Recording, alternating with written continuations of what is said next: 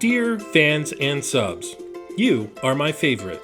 And to thank you for being so awesome, I am giving each of you $100. Let me see here. Carry the 1. Yeah, I can't afford that. But what can I give you? I got it!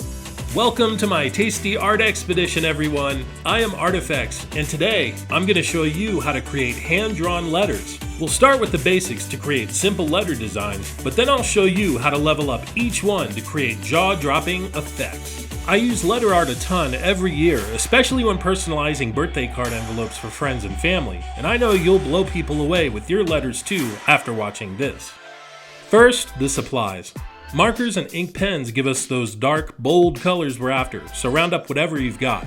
My go-tos, as with most of my art, are Copic markers, Prismacolor Premier markers, Posca Paint markers, Sharpies, I've got a chisel tip here and a standard tip, and black and white ink pens. You can achieve most of the designs I'm about to show you with basic markers and even a standard ink pen, but some level 2 designs and most level 3s will benefit from an upgrade in your supplies. Let's start out with some simple letters. For level 1, I'll use a black chisel tip Sharpie. I'm going to write the name of my niece Lily here and turn the angle of the marker so all letter widths are uniform. Simple enough, right? Nice and bold. Now, we want to give these letters depth and make them jump out from the page. So let's quickly talk shadows. The key is to remember the light source, and for simple letter art, you'll usually just imagine the light in one of 3 positions above the object. To the right, as it is here above object 1, centered, as it is above object 2, and to the left, as it is above object 3. Shadows display on the opposite side of the light, so when the light is above and to the right, the shadow displays below and to the left. When above and centered, the shadow just displays below the object, and when the light is above and to the left, the shadow displays below and to the right. Okay. Now, grab a standard Sharpie or other marker for smaller lines. My imaginary light source will be on the upper right, so these lines will go on the left and bottom edges of the letter shapes. Leave some space between the letters and your lines to give it a 3D look. There is our first simple letter design, but I can tell you want to take it to the next level, so let's do it. For level 2, I want you to think about different ways to write your letters, like a different font. For this, I'm letting the letters flow, and I'm holding the Sharpie tip in place so I get thinner lines when the writing goes from side to side. I recommend practicing writing in different styles on some extra paper until you find the one you like. Let's also change up the shadow and use a different color. Now, let's go all out for level 3. Start with a different color marker with a broad chisel tip.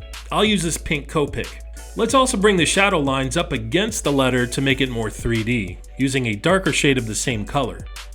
Now, I'll grab my pink Copic again and color only the bottom half of each letter to make the material appear glossy.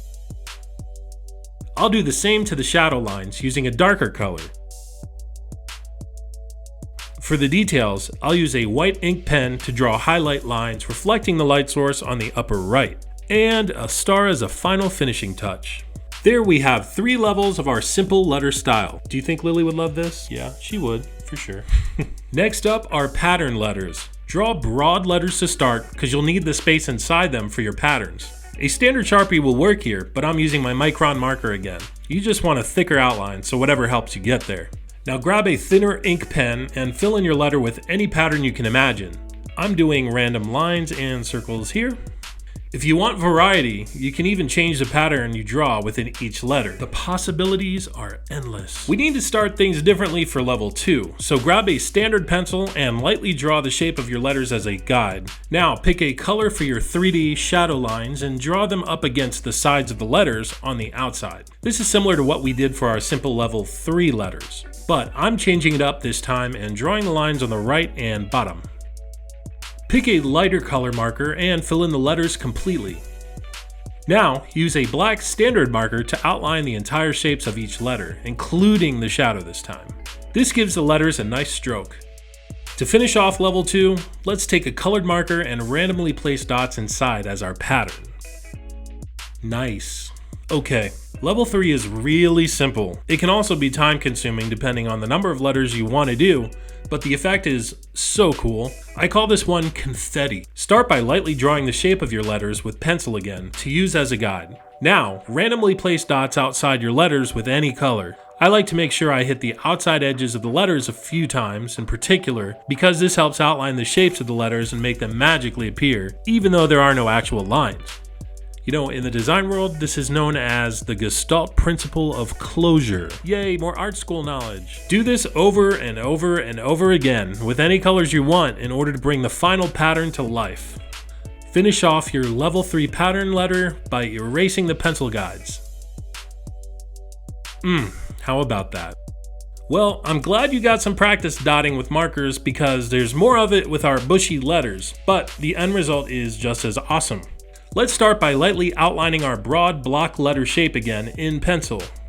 Once that's done, grab a green marker, one that's not too dark, and fill in your entire letter. I'm using a Copic for this, but any marker will work. Next, get to dotting. Use a slightly darker green marker this time, and make sure you overlap the edges of the letter to give this letter texture, like a real bush or plant. Keep dotting until you fill the entire letter evenly, and you're happy with how it looks. Level 2. Let's start the same way here.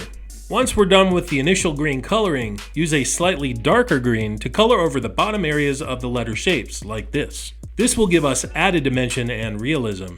Now, use the same marker you used for level 1 dots and dot this letter the same exact way.